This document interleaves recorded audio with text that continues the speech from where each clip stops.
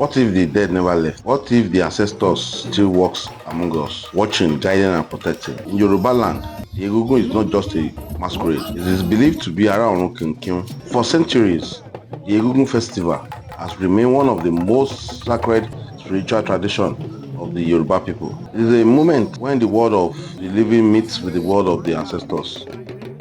Family gathers not for just celebrations, but for connection. They believe the ancestors return to bless the land, correct wrongs, give warnings, and protect the community. But beyond the dancing and the colors lies a mystery many outsiders still struggle to understand. How does a man walk through fire and remain untouched? How does the body endure what the human mind calls impossible?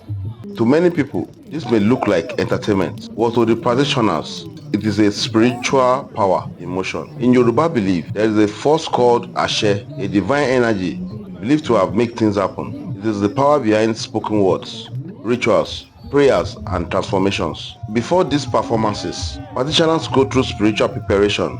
Some fast, some pray for days, some undergo sacred rituals passed down from generations. They believe they become vessels, temporarily carrying ancestral energy. This is why the festival is fed, respected, and protected. Every cloth has a meaning.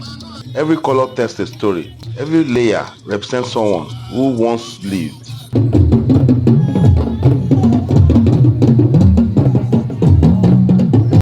The Egungun costume, known as Ago, is far more than decoration.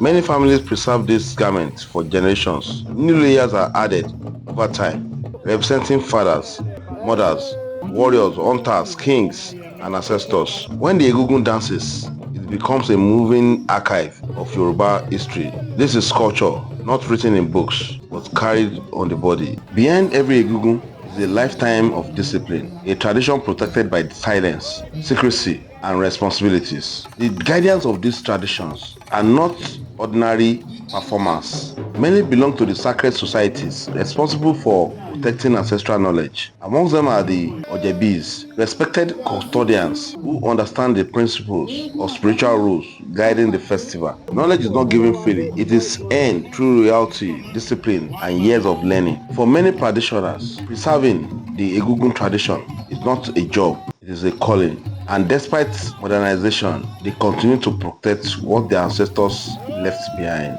So in a world rushing towards the future, some people still remember the past. The World Egungun Festival is more than a celebration.